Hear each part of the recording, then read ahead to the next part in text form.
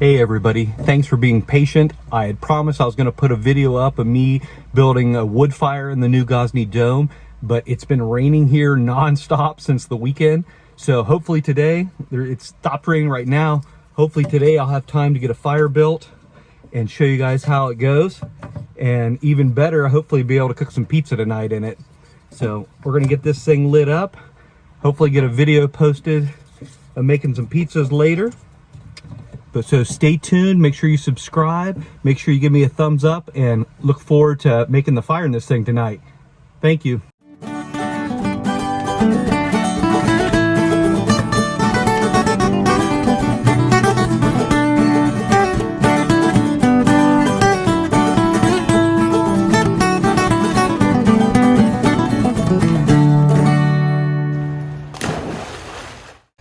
The very first thing you want to do once you decide you want to build a wood fire is you need to swap out the metal guard for the gas burner, and the puck for the air ventilation for the wood side.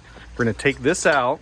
This is for the gas burner. This basically keeps ashes and debris from going into the gas burner. So you take this out, set it aside. Then you're going to take the ceramic puck out. There's a little hole on the side of it so you can get your finger right in there. This is going to go over here, and you're going to cover up the gas burner side of that. That gives you more floor space, so you have more surface space to cook pizzas. So it looks like the rain's going to hold off. The sun actually just came out again too, so I'm definitely going to get a fire built right now. Like I mentioned just a few seconds ago, the very first thing you want to do is make sure you get the puck. This is a ceramic puck that I had covering the wood air ventilation side. I'm taking it out, putting it over top of the gas burner. Then I'm putting the air vent on. This is the wood burning side. I'm going to slide that in with this metal lip side going down. Perfect. It sets nice and flush. Now I have a nice wide surface. The very first thing you want to do is you want to get some small pieces of kiln drying kindling, or flat woods, depending what they call it, different things. You just want some smaller pieces of wood. They need to be very dry hardwoods. I use post oak here in Texas. It's more readily available, but any type of fruit woods, any type of hardwoods, basically. You don't want to use pine, cedar, anything that's soft and has a lot of sap, because it not only does it not burn very hot, but it also is very moist wood and doesn't really provide a good flame, and it makes a lot of soot and smoke, which causes the pizza to taste burnt.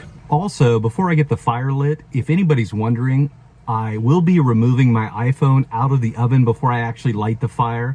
So no iPhones were hurt during the filming of this video. And I definitely don't recommend placing a camera or a phone inside the oven while it's burning. Thank you. After you've changed the pucks out and put the vent back in, is that you want to build the initial fire right in the very center of the oven. So I'll put the two pieces here. These will be the base. Then again, I'm going to use some of these tumbleweed fire starters.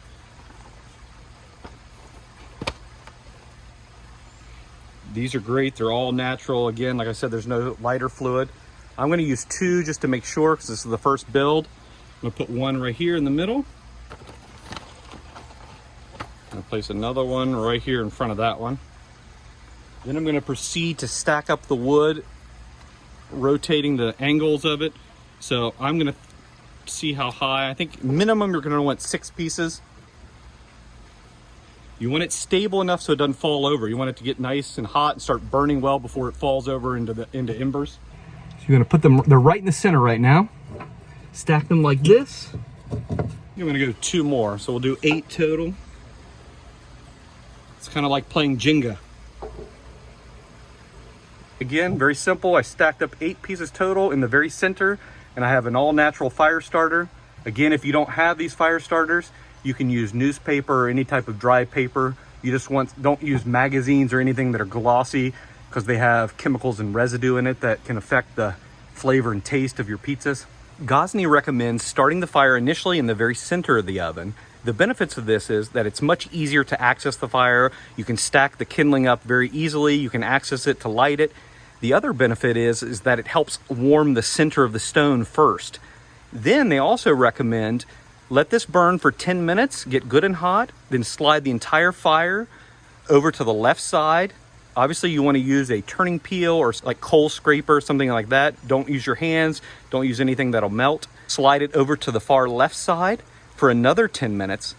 And then once you're done, slide it back over to the right where it's going to be the final location for your fire. The benefits of starting it in the center, then moving it to the left are, it helps the ambient temperature of the oven and the oven surface heat up and warm up to an even temperature. So you're distributing the heat throughout the entire oven. So you're minimizing any cool spots and you're allowing the oven to heat up much faster and more efficiently.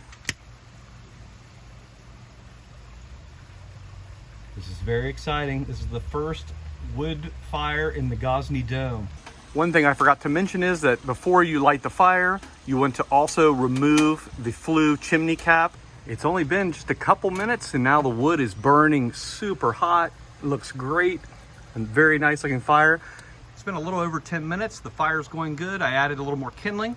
Now I'm going to use my turning peel and I'm going to slide the fire over.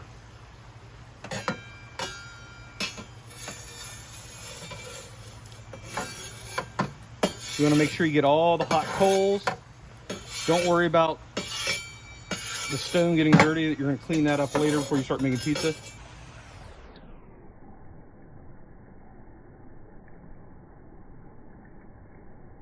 It's been almost 10 minutes. I'm going to add another piece or two of kindling just to make sure the fire's nice and hot. I'm reading the temperature. It's about 478. Put the kindling on your turning peel. That's the easiest way. Put it right on the edge so you don't burn your hand. Just drop it.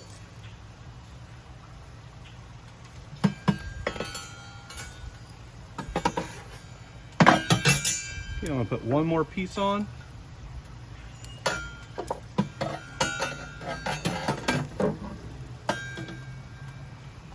Let the fire build back up. If this is your first time cooking with wood also, you want to make sure you have all of your wood ready. I have plenty of kindling ready. This is important for getting the fire started. These are small pieces, they burn quickly. Then I have some graduated sizes. So these are a little bit bigger, you can see. About 5.5 inches long is the ideal length. You want to cut them up. Again, I start with smaller ones. So once I have it in the final position, I'll add some of these bigger pieces on for a few minutes. And then at the end, once the fire's been going for a half hour or so, then you can add potentially some larger. These are considered kind of wood chunks. These are a little bit bigger pieces. You can cut these up. I would recommend buying. You can buy wood chunks either on Amazon, online. It's easier. It protects your hands. You don't want to hurt yourself. So these are the ones I'll put at the very end. These are like the bigger, what I call wood chunks. They're still about 5.5 inches long, but they're a little thicker. All right, the fire is going. Looks beautiful now. It's been 10 minutes exactly. I'm going to go ahead and slide it over to its final position. Again, right above the metal grate. You can see it right there. Slide it over into that corner and let's get going. All right, I have my turning peel again. I'm just going to reach in. Be careful not to get too close. Slide the entire fire, all the coals over, right on top of the grate. I'm going to go ahead and add a few more pieces of kindling now.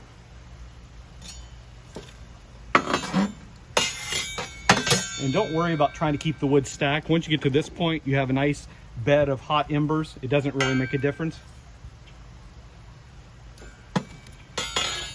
You definitely want to make sure the dry wood goes back on top of the hot embers. I'm going to put 3 or 4 pieces in.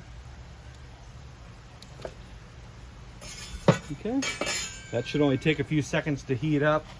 I'm going to go ahead and pop one more piece in just over here on the side. It's been just about a half hour. The oven's up above 500 degrees Fahrenheit. I'm going to go ahead and place another piece of wood on top of the fire, a little bit bigger piece, so that way we're past the 30-minute point, so I can increase the temperature, getting it ready for Neapolitan pizza temperatures that are closer to that 850 to 950 degree range. So I'm going to start with a bigger piece of wood. Here's one of the chunks. I'm going to set that right on top. There we go. That should burn for a while. They sell every type of pizza oven tool humanly possible. You don't really need any specialty tools. I mean, they do make it easier, but if you have a long-handled turning peel and you have a long-handled placement peel, you're going to be good. So now that the fire is going good, I put one piece of larger wood in there to help build the flames up higher and get it up to temperature. I'm going to start focusing on cleaning the stone. I like to use the placement peel to scrape some of the ashes off the back. Just gently do that just a couple times, and you can see now it's gotten most of the coals, most of the ash off the cooking surface. So after you do that, you get the bulk of the ashes and the hot coals off the surface. You want to get a damp towel, like something that's going to get dirty. So this is a damp cloth. We're going to clean the surface just a little bit to get some of the ash off. I like to put it on the end of my turning peel. You want to do this right before it gets too hot too. So all you want to do is you want to wrap this around so it doesn't come off, kind of twist it around a little bit. Put it in, put it on your peel, and just quickly, 1 or 2 swipes like this. Very good. There you go. So you get all that black residue off the bottom. Now it's ready for pizza. Be very careful with the towel. It has to be damp but not soaking wet, and you want to do that before it gets hot. If it gets too, once this gets to 900 degrees Fahrenheit or 500 degrees Celsius, it's too hot to do that. You're gonna end up burning your towel. It's good to wipe it off because you don't want that black residue. It'll cause the pizza to be burnt tasting. It's been over 30 minutes now. See the flames just starting to roll up now. It is ready for pizza. Look how beautiful that flame looks.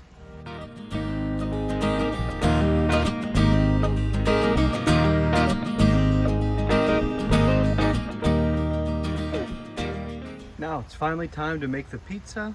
We're just waiting for the temperature to get at about 850 degrees. It's just hitting 800 as we speak. The oven's just hitting 850 degrees. It's the perfect temperature to start making Neapolitan pizza. Flames are rolling nicely over the ceiling of the oven. The smoke's billowing out. Let's get some pizza made. I have my dough set out. I'm going to make one pizza to test out the wood-fired oven right now. More to come hopefully this evening.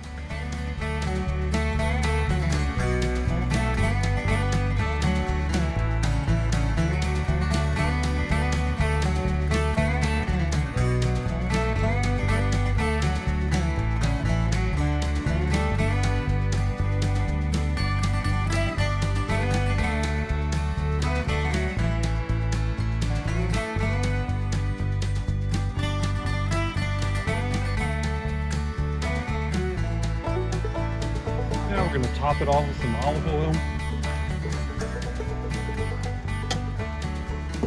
Now it's into the oven.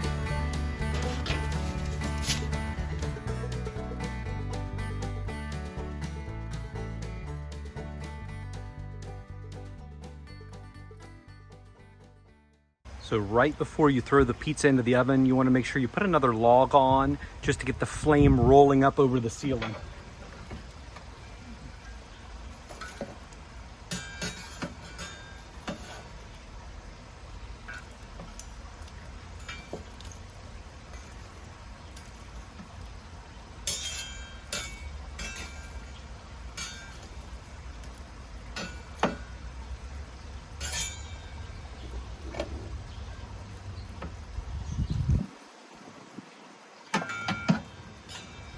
Okay, now you can see the flame starting to roll again. You want that.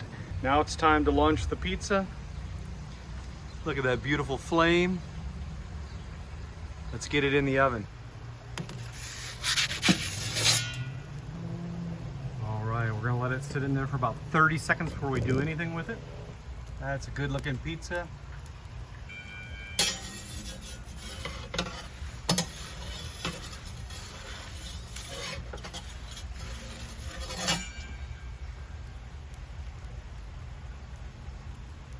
Been in about 20 seconds.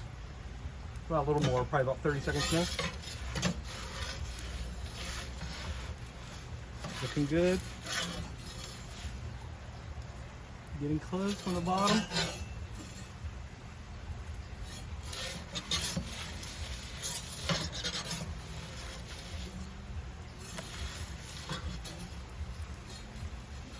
All right, take it up to the top, dome it just a little bit. A great looking pizza.